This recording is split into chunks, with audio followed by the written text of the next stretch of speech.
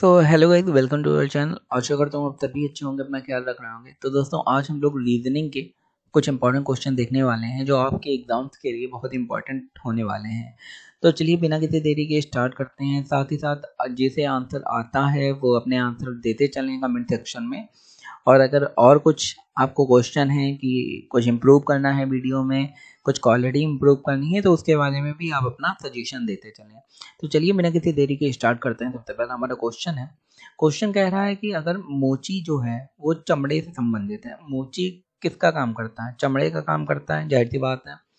तो फिर जो दर्जी है वो किससे संबंधित होगा? तो मोची चमड़ा पहनता नहीं है, लेकिन मोची चमड़े का काम करता है। तो दर्जी किससे संबंधित होगा? दर्जी जिसका काम करता होगा उससे संबंधित होगा। तो दर्जी आखिर किसका काम करता है? बजाज का, कमीज का, धागा का, या फिर कपड़ा का? तो दर्जी आप सभी को पता है कपड़े का काम करता है, तो इसका संबंध दर्जी का कपड़े से हो जाएगा। सिंपल सी बात है, सिंपल क्वेश्चन है। आगे बढ़ते हैं इसी क्रम में। सेकंड क्वेश्चन है कि निम्नलिखित शब्दों में से विषम शब्द को चुनिए।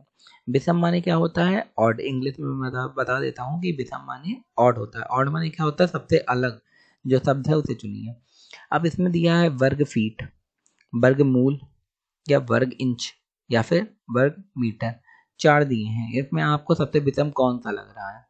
अब इसमें बेसिक लॉजिक आपको लगाना है कि इसका आंसर वर्गमूल है। अब क्यों है वर्गमूल? वर्गमूल क्या होता है? वर्गमूल जब हम लोग स्क्वायर करते हैं उसी को तो वर्गमूल कहते हैं। तो अगर दो का स्क्वायर करा तो चार हो जाएगा।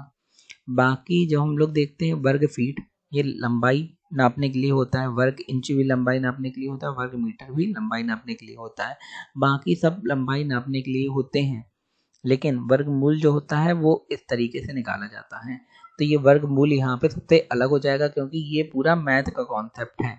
बाकी सारे जैसे वर्ग फीट, वर्ग इंच, या फिर वर्ग मीटर, ये पूरे क्षेत्र का लंबाई चौड़ाई निकालने के लिए होते हैं, क्योंकि वर्ग वर्ग उसमें निकाला ही जाता है। आगे देखते हैं कि एक खास कोड में रेल को 5796 लिखा जाता है और टेप को 3748 लिखा जाता है। उस कोड में पेयर को कैसे लिखा जाता है? तो ये पूछा गया है कि रेल को इतना नंबर, टेप को इतना नंबर, तो पेयर को क्या लिखा जाएगा? अब ऐसे क्वेश्चन में आप लोग क्या करेंगे? आप काउंट करने लगेंगे आर कौन से नंबर में आता है, ए बी सी डी करके। आपको काउंट करने की बिल्कुल जरूरत नहीं है, आपको डायरेक्ट समझना है। यहाँ पे कलर चेंज कर लेता हूँ जिससे आपको कोई दिक्कत ना आए। तो यहाँ पे आपको समझना है कि पहले आप काउंट करने से पहले ये देखिए जो सबसे छोटा नंबर है, जैसे ए है। ए तो पहले नंबर पे आता है, तो क्या यहाँ पे ए की जगह एक लिखा है? यहाँ पे नहीं लिखा है, ए की जगह 7 लिखा है। इसका मतलब इन अल्फाबेट का नंबरों से, इनके नंबरों से कोई मतलब नहीं है। इनका डायरेक्ट मतलब है जो भी यहाँ पे अल्फाबेट दिया है उसके सामने उसका नंबर। अब यहाँ पे देखिए, क्या रेल और टेप में कोई कुछ है जो मैच कर रहा है? हाँ, ए है जो रेल और टेप में मैच कर रहा है, और दोनों के लिए 7 और 7 नंबर दिया गया है। इसका मतलब है, सिंपल है कि इन जितने भी अल्फ़ाबेट दिए हैं इन्हें नंबरों से इनके पहचाना जा रहा है। तो यहाँ पे पी का कितना नंबर है? पी का यहाँ पे आप देख सकते हैं टेप में 4 नंबर है। कितना है? 4 नंबर है। तो यहाँ पे पी की जगह 4 आ जाएगा। इसके बाद हम लोग देखेंगे ए के लिए कितना नंबर है। ए के लिए भैया 7 नंबर है, तो ए के लिए हम लोग 7 नंबर लिख देंगे। आई के लिए कितना नंबर है? आई हमारा कहाँ है? यहाँ पे रेल में 3rd नंबर पे आई, जिसके लिए 9 नंबर है। तो इसके लिए हमारा क्या आ जाएगा? 9 आ जाएगा। उसके बाद हम लोग देखते हैं आर। आर के लिए कौन सा नंबर है? आर के लिए 5 नंबर है। तो आर के लिए हमारा कौन सा नंबर आ जाएगा? 5। तो हमारा आंसर हो गया 4795। तो यहाँ पे 4795 हमारा पहला ही सही हो गया। तो ये सिंपल सा है, आपको समझ में आ गया होगा, आइडिया लग गया होगा। आगे क्वेश्चन देखते हैं। क्वेश्चन है, यदि आने वाले कल के 2 दिन बाद शुक्रवार है तो बीते हुए कल के 2 दिन पहले सप्ताह का कौन सा दिन था? तो ये भी बहुत सिंपल क्वेश्चन होते हैं, ये कोई टफ क्वेश्चन नहीं होते हैं। आपको अगर मन में आप कर सकते हैं तो बहुत अच्छी बात है, अगर मन में नहीं कर सकते हैं तो दूसरी ट्रिक मैं आपको यहाँ पे बताने जा रहा हूँ। यदि आने वाले कल के 2 दिन बाद शुक्रवार है, तो पहले तो यहाँ पे फ्राइडे है। फ्राइडे कब है? आने वाले कल के भी 2 दिन बाद फ्राइडे है। तो पहले तो फ्राइडे के दिन पीछे चले जाइए तो फ्राइडे के 2 दिन पीछे क्या होगा, थर्सडे मतलब गुरुवार, और उसके पहले वेडनेसडे मतलब बुधवार। और ये पूछा गया था कि आने वाले कल के, इसमें थोड़ा गैप दे देता हूँ जिससे आपको आइडिया लग जाए। इसमें ये पूछा गया था आने वाले कल के 2 दिन बाद शुक्रवार है, तो वेडनेसडे के पहले क्या आएगा, ट्यूसडे मंगलवार। तो अब समझिए यहाँ पे कि अगर मंगलवार को हम लोग लेते हैं तो इसके आने वाला कल क्या हो गया, बुधवार, और उसके भी 2 दिन बाद क्या है, शुक्रवार। तो आज कौन सा दिन हुआ, मंगलवार। ठीक है, इसके बाद पूछा गया तो बीते हुए कल के 2 दिन पहले कौन सा था, तो इस हिसाब से बीता हुआ कल कौन सा हुआ, आज अगर ट्यूसडे है मंगलवार है तो बीता हुआ कल हुआ सोमवार, मंडे हुआ। अब उसके भी 2 दिन पहले कौन सा हुआ, 2 दिन पहले मतलब एक तो संडे हो गया और उसके पहले एक सैटरडे हो गया। संडे मतलब रविवार और सैटरडे माने शनिवार, तो यहाँ पे शनिवार निकल आएगा। अगर आपको डायरेक्ट मन में सॉल्व कर सकते हैं तो बिल्कुल करिए, अगर नहीं कर सकते हैं तो ये जो तरीका मैंने बताया है इससे आप इसे सॉल्व कर सकते हैं बड़ी आसानी से। सिंपल से क्वेश्चन है, आपको आ जाने चाहिए। आगे एक क्वेश्चन दिया है, मनीष का क्रम कक्षा में ऊपर से 21वां है और नीचे से 30वां है, कक्षा में कुल कितने छात्र हैं।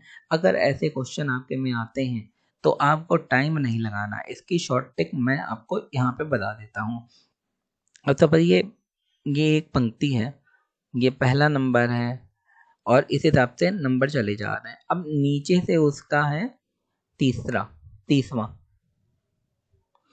नीचे से कितना है 30वां और ऊपर से कितना है 21वां। अब या तो ऊपर से आप 21वां काउंट कर सकते हैं या फिर नीचे से 30वां काउंट कर सकते हैं। एक नंबर तो ज़्यादा ही रहेगा क्योंकि ऊपर से भी 21 में इसे काउंट करा जा रहा है, नीचे से भी 30 में इसे काउंट करा जा रहा है। तो या तो आप 30 को 29 करके 21 से जोड़ दीजिए या फिर 21 को 20 करके 30 से जोड़ दीजिए, टोटल नंबर आपको आ जाएगा। तो सिंपल सा है, 21 से 1 कम करेंगे 20 हो जाएगा और 20 से अगर 30 को जोड़ेंगे तो हमारा 50 हो जाएगा। ये शॉर्ट ट्रिक के क्वेश्चन है, आप अगर जितना प्रैक्टिस करेंगे उतनी ही जल्दी आपको ये क्वेश्चन आ जाएंगे। चलिए आगे बढ़ते हैं। आगे दिया है एक और न्यू क्वेश्चन है ये कि जयेश रमेश से लंबा है। आपको ये ध्यान रखना है क्या क्या मैं कह रहा हूँ। जयेश जो है रमेश से लंबा है तथा रमेश नंदू से छोटा है। तो पहली बात क्या हुआ, जयेश जो है रमेश से लंबा हो गया, रमेश जो है नंदू से छोटा हो गया। जाहिर सी बात है अगर रमेश नंदू से छोटा है तो नंदू रमेश से लंबा है और जयेश रमेश से भी लंबा है, तो सबसे लंबा तो यही हुआ ना जयेश, यहाँ पे अभी तक जितना हम लोगों ने देखा है, क्योंकि रमेश चाहे नंदू से छोटा हो लेकिन जयेश तो रमेश से लंबा है। आगे देखते हैं, सतीश विनोद से लंबा है। सतीश विनोद ऊपर तो कहीं दिए नहीं गए हैं तो नीचे देखेंगे सतीश विनोद से लंबा है, सिंपल सा हम लोग समझ गए, लेकिन रमेश से छोटा है। अब रमेश ऑलरेडी ही जयेश से छोटा था और रमेश नंदू से भी छोटा था, मतलब जयेश और नंदू रमेश से लंबे हैं। अब यहाँ पे दिया है सतीश विनोद से लंबा है लेकिन रमेश से छोटा है, तो जाहिर सी बात है विनोद पहले आएगा, उसके बाद रमेश आएगा और उसके बाद सतीश आएगा। अगर आपको इसमें कुछ कंफ्यूजन लग रहा है तो यहाँ पे आप तुरंत लिख के आप समझ सकते हैं। अब लिख के कैसे मैंने देखा है, तो पहले मैंने क्या करा है कि जो जयेश है उसे काउंट करा है। भाई जयेश जो है वो रमेश, ये आर से रमेश है, जे से जयेश है, जयेश रमेश से लंबा है तो जयेश को आगे कर दिया, रमेश को पीछे कर दिया। आगे दिया है जो रमेश है वो नंदू से छोटा है, तो रमेश जो है वो नंदू से छोटा है, मतलब नंदू को रमेश के आगे कर दिया। अब यहाँ सबसे लास्ट में लिखा है नंदू जयेश से छोटा है, इसका मतलब ये बीच में ही होगा, जयेश से नीचे रहेगा और रमेश से ऊपर रहेगा। उसके बाद सतीश विनोद से लंबा है लेकिन रमेश से छोटा है। अब सतीश जो है विनोद से लंबा है तो सतीश पहले आ जाएगा, विनोद बाद में आ जाएगा, और रमेश से छोटा है तो रमेश को यहाँ पे सतीश के पहले कर दिया। अब सबसे लंबा कौन हुआ, तो जयेश सबसे लंबा हुआ, तो ये आपका आंसर आ जाएगा। या तो आपको समझ में आ रहा है आप तुरंत कर लेंगे, अगर नहीं समझ में आ रहा तो आप बिल्कुल लिख के कर लें, कोई इशू नहीं है, लिख के थोड़ा जल्दी हो जाएगा अगर आपको कंफ्यूजन हो। यहाँ पे एक पाशा दिया गया है। अब जो डाइस होता है इसे इंग्लिश में क्या कहते हैं, डाइस, तो इसमें टोटल 6 होते हैं। अब यहाँ पे एक ऐसे करके रखा है और एक ऐसे करके रखा है, मतलब इसी पासे को घुमा के इस तरीके से रख दिया गया है। अब पूछा गया आपको 3 के विपरीत, ये जो 3 है इसके पीछे यहाँ पे कौन सा नंबर होगा, ये आपसे पूछा गया है, ये आपको बताना है। तो जरा अपना यहाँ पे दिमाग लगाएंगे आप, और आप अगर सोचिए, अगर आप इसे उल्टा करके रख देते हैं, इस हिसाब से रख देते हैं, तो पीछे कौन सा नंबर आएगा, ये आपको बताना है। तो यहाँ पे ये 5 को, जो 5 है, इसे ऊपर कर दिया है, और 2 को यहाँ पे क्या कर दिया है, नीचे कर दिया है। मतलब अगर 5 को ऊपर 2 को नीचे कर दूं तो 3 पीछे चला जाएगा। ठीक है, 3 पीछे चला जाएगा और 4 इधर आ जाएगा। 3 कहाँ चला गया, इधर, और 4 यहाँ पे आ गया। इसका मतलब 3 के विपरीत क्या है, चौथा नंबर 3 के विपरीत है। सिंपल सी बात है, इसमें आपको थोड़ा दिमाग लगाना पड़ेगा कि कैसे ये रखा गया है। इसमें थोड़ा समझना पड़ेगा तो आपको आइडिया लग जाएगा किस किस तरीके से ये रखा गया है। इसे सीधे उठा के ऊपर कर दिया गया है और इसे उठा के इधर कर दिया गया है, तो 4 इधर दिखने लगा है और 3 इसके पीछे चला गया है यहाँ पे। आप थोड़ा आइडिया करिए, आपको आएगा। आगे क्वेश्चन देखते हैं। क्वेश्चन दिया गया है कि एक भैया ये क्वेश्चन है और इसमें यहाँ पे क्या आएगा ये आपको बताना है, ये इसके आंसर है। तो पहले ये ऊपर की तरफ जा रहा है, फिर इधर तरफ जा रहा है, फिर नीचे की तरफ जा रहा है। अब कहाँ जाएगा, अब इधर तरफ जाएगा कि नहीं जाएगा, बिल्कुल इधर तरफ जाएगा। और चित्र भी कैसा होना चाहिए, स्क्वायर, रेक्टेंगल। रेक्टेंगल में मतलब रेक्टेंगल जो होगा उसमें ये इधर का डिजाइन होना चाहिए। तो बी वाला हमारा यहाँ पे आंसर सही हो जाएगा। तो दोस्तों ये थे आज के हमारे क्वेश्चन रीजनिंग के। आई होप आपको वीडियो अच्छा लगा होगा, इन्फॉर्मेटिव लगा होगा। अगर लगा है तो हमारे मोटिवेशन के लिए हमारे चैनल को लाइक शेयर सब्सक्राइब करना ना भूलें, जैसे और अच्छे वीडियो और अच्छे कंटेंट आपके लिए ला पाऊँ मैं। और अगर आपके कोई सवाल हैं, कोई कन्फ्यूज़न है, या किसी तरीके के क्वेश्चन या किसी एग्ज़ाम की प्रिपरेशन आप चाहते हैं, तो हमारे कमेंट सेक्शन में बिल्कुल बताएं। धन्यवाद पूरा वीडियो देखने के लिए।